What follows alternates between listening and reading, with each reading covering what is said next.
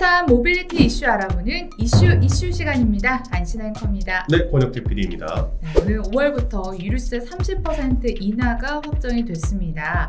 정부가 다음 달부터 3개월 동안 유류세 인하 폭을 넓히고 그 다음 또 기간을 늘리는데요. 지난해 11월이었죠. 네, 맞습니다. 유류세 인하를 20% 한 데 이어서 조금 더 그 기간을 연장하겠다는 정부의 조치입니다. 네.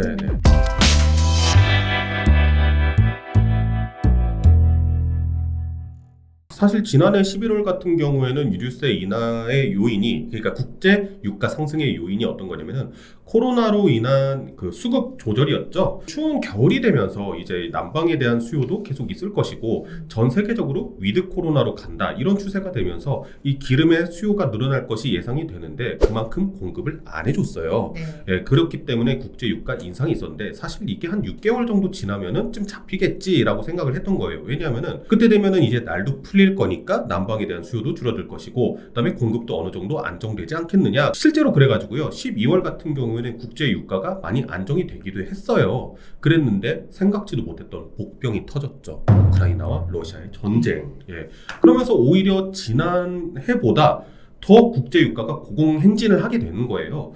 그러다 보니까 이런 상황에서 정부가 유류세 인하를 연장을 하고 인하율을 법정 최고치인 30%까지 인하하는 이런 결정을 내리게 됐는데요. 이게 휘발유 기준 금액으로 따졌을 때는요 20% 인하한 현재보다 리터당 83원 정도 낮아질 예정이라고 합니다. 네, 계산을 해보면 이번 유류세 인하는 연비 리터당 10km를 하루 40km 주행하는 운전자라고 쳤을 때 3만 원 정도 절감하는 수준이 된다고 하더라고요. 뭐 기존 20%대보다 한 10,000원 정도 더 부담이 덜어진 셈이라고 합니다. 이렇게 좀 기름값 부담이 좀 내려갔으면 하는 마음을 전해보고요. 미국도 앞으로 6개월 동안 매일 비축유를 푼다고 하거든요. 이럴 정도로 전 세계가 나서서 또 유가를 안정화시키기 위한 여러 대책을 나타내고 있는데요. 지금 현재 국제유가 상황은 구체적으로 어떻고요? 네. 앞으로 어떤 전망을 띠게 될까요? 그러니까 현재로서의만 상황을 보자면요. 3월 초에 이미 국제유가 정점은 찍었거든요. 3월 8일 날이죠. 유럽의 브렌트유와 그다음에 미국의 서부 텍사스산 원유는 각각 배럴당 127.98달러와 123.7달러로 정점을 한번 찍었고요. 그 다음 날인 3월 9일 이제 우리나라에서 수입하는 중동의 두바이유 같은 경우에는 127.86달러로 고점을 찍었습니다. 그 이후에 지금 100달러에서 120달러 선에서 계속 오르락 내리락 하면서 지금 불안정하게 왔다 갔다 하고 있는 거고 지금 사실 언제 다시 고점을 찍어도 전혀 이상하지 않은 그런 상황이거든요. 향후 전망에 대해서는 전문가들 사이에서도 입장이 좀 갈리고 있어요. 왜냐하면 우선 이렇게 유가가 많이 오르게 된 거 결국에 러시아와 우크라이나의 전쟁 때문에 그런 거잖아요. 근데 이 전쟁 자체가 장기화가 되고 있고 그에 따라서 서방에서 이제 러시아를 제재하는 것도 계속 길어지고 있는 만큼 전 세계적인 긴장 사태도 계속 길어지고 있는 상황이거든요. 근데 다만 아까 전에 그 아신 앵커님께서 말씀해 주셨던 것처럼 미국에서 비축유를 계속 방출을 하겠다 매일. 네. 그렇기 때문에 일단은 유가의 최고점은 이로 인해서 지나갔다라고 판단하는 분석도 있습니다.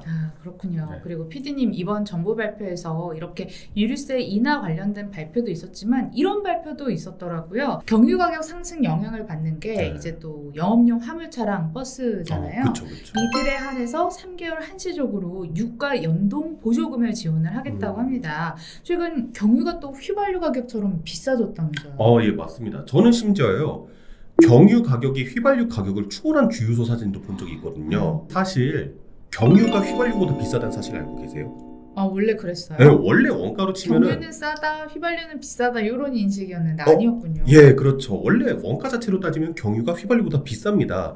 근데 이게 경유 자체가 우리 화물 자동차라든가 아니면 건설기계, 산업기계 이런 데 원료로 많이 사용이 되잖아요. 그렇기 때문에 국내 세금 자체가 경유가 조금 더 싸게 이렇게 어느 정도 혜택을 줬다? 이렇게 이해하시면 쉬울 것 같아요. 그래서 경유가 지금 현재 휘발유보다 저렴한 그런 혜택을 받고 있는데도 불구하고 이게 가까울 정도로 경유의 인상폭이 크다 이렇게 보면 될 것 같은데요. 이렇게 된 거 결국에는 국제적인 유가 상승 원인하고 거의 비슷합니다. 원인 자체가. 그 코로나 사태에서 위드 코로나로 이렇게 가게 되면서 경제가 활성화가 됐잖아요.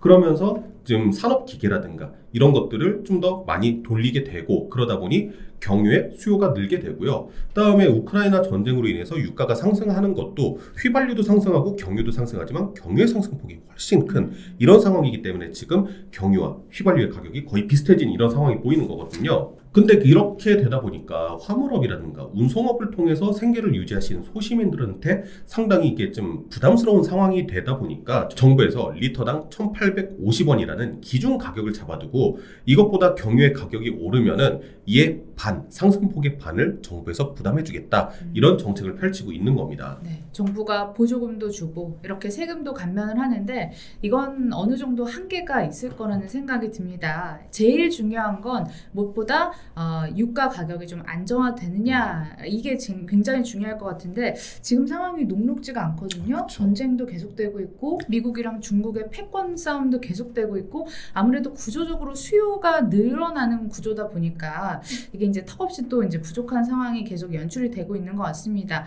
그런데 혹시라도 만약에 여기서 유가가 더 오른다면 이제 정말 어떻게 되는 건가요? 참 암담하죠. 그래서 벌써부터요. 탄력 세율에 대한 이야기가 계속 나오고 있습니다. 이 정부에서는 현재 유가 상황을 쫙 봤을 때 기름값이 더 오를 가능성이 있다라고 하면서 탄력 세율에 대해서 조금 후순위로 고려 중이다 이렇게 카드를 좀 만지고 있는데요. 처음에 말씀드렸던 것처럼 유류세 인하 자체를 법정 최고인 30%까지 낮춘 거예요.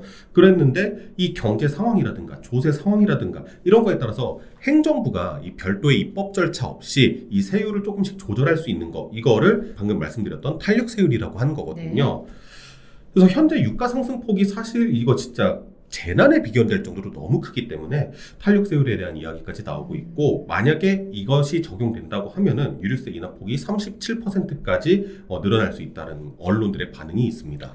예, 아무쪼록 빨리 유가뿐만 아니라 이 밥상머리 물가도 비상이잖아요. 그쵸. 이게 조금 안정화돼서 생활하는데 도움이 됐으면 하는 바람 함께 전해보도록 하겠습니다. 네, 그럼 저희가 이번 주 준비한 순서는 여기까지입니다. 끝까지 시청해주신 여러분 고맙습니다. 감사합니다.